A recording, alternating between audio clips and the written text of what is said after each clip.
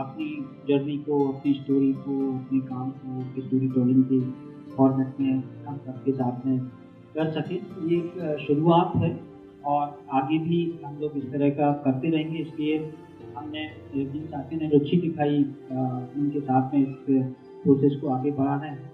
तो मुकेश भाई हमारे साथ में, मुकेश कुमार योगी जी हैं।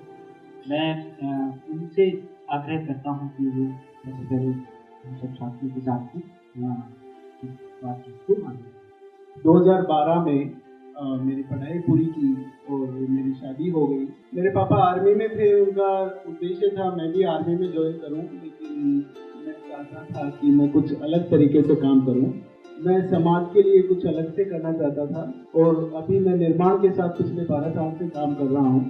निर्माण ने अपनी शुरुआत 2007 में एक स्थानीय भाषाओं को लेकर की थी। आज राजस्थान की 10 भाषाओं में हमने शब्दकोश, वेबसाइट, प्रोडक्शन का कार्य और अलग अलग चीज़ें की। जब हम किसानों के बीच में लोगों को पढ़ाने जाते थे तो किसान कहते थे, विशेषकर मेवाड़ी में, पाका हंडा पे गारो न लागे। और 2015 में हमने एग्रीकल्चर में काम शुरू किया।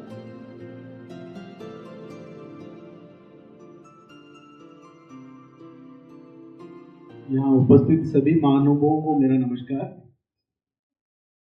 आज बहुत अच्छा लगा कि हम सब एक ही उद्देश्य वाले एक साथ इतने लोग यहाँ एक छत के नीचे जमा हैं और मुझे ये मौका मिला आप सबके सामने एक छोटी सी कहानी बताने का।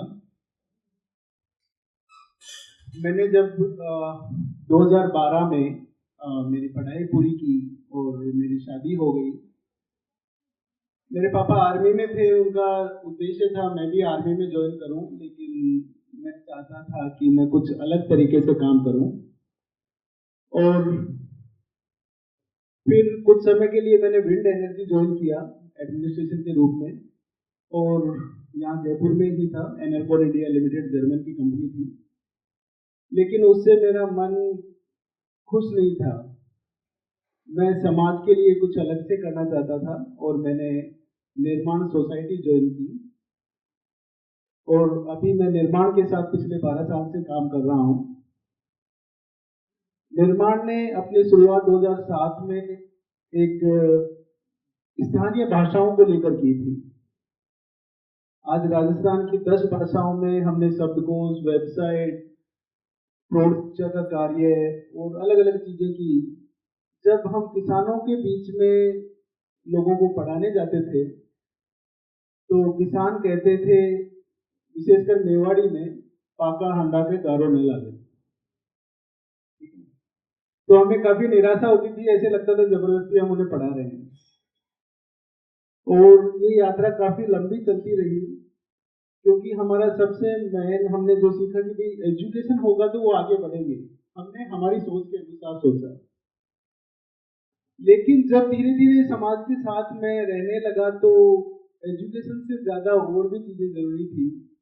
बहुत सारी ऐसी छोटी छोटी समस्याएं थी जिनको लेकर लोग इतने परेशान होते रहते हैं और इतने गुमराह होते रहते हैं, लोग उनका इतना शोषण करते रहते हैं।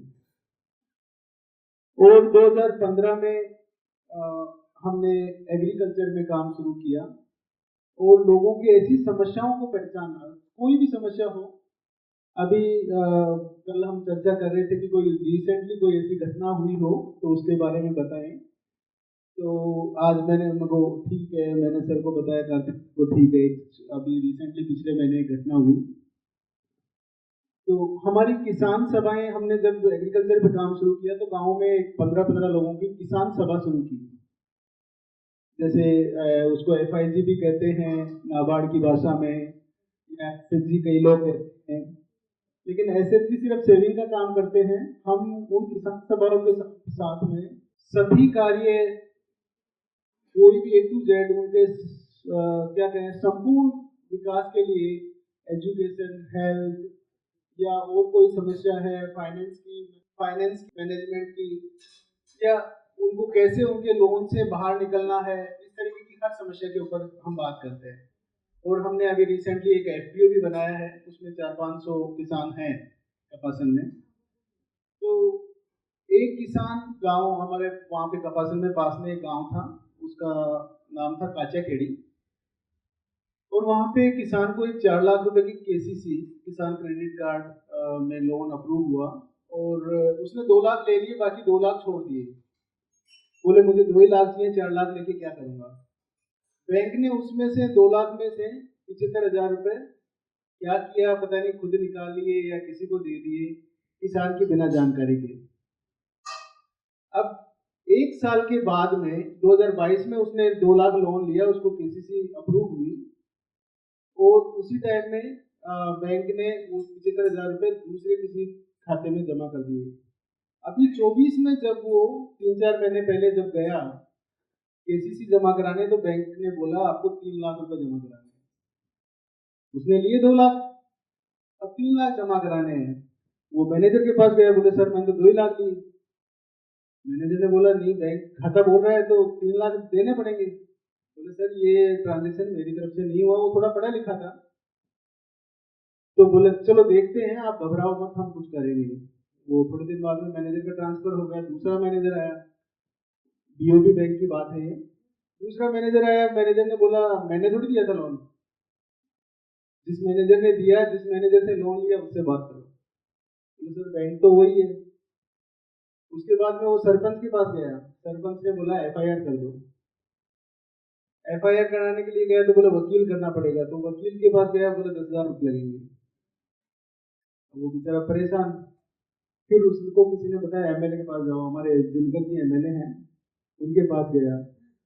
उन्होंने भी 1-2 फोन किया, ठीक है देखते हैं, मैं मैनेजर से बात करता हूँ। इस तरीके से 3 महीने निकल गए।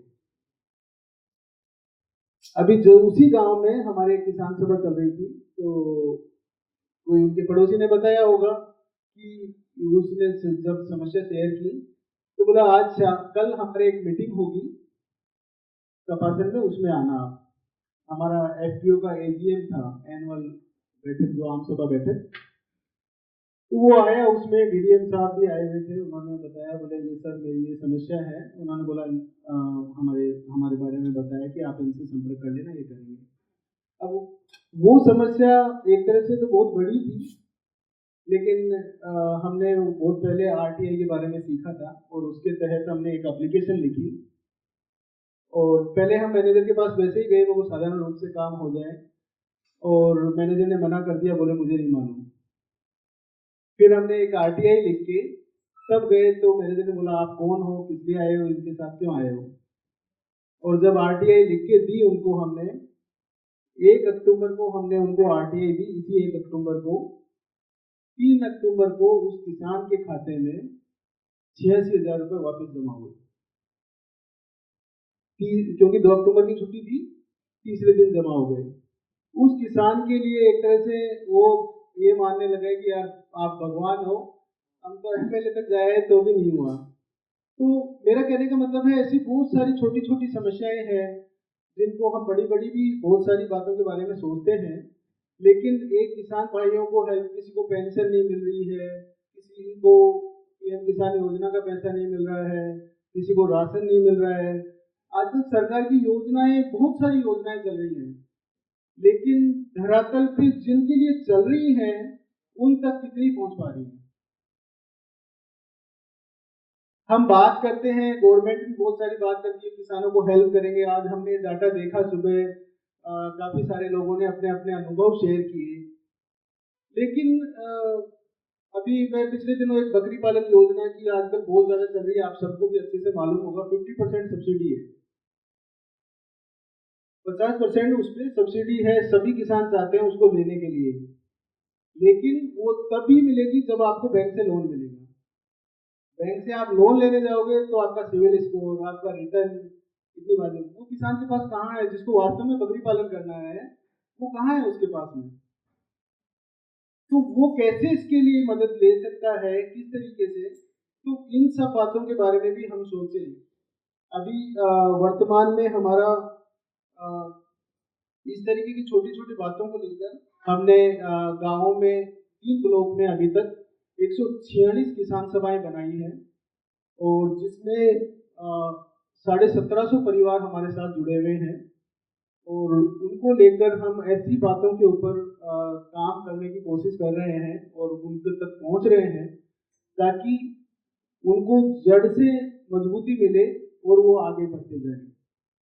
उस किसान ने उस एप्लीकेशन को लिखना सीखा और वो समझा, उसने 10 आदमियों को और बताया कि इस तरीके से एप्लीकेशन लिखने से समाधान हो सकता है। Thank you.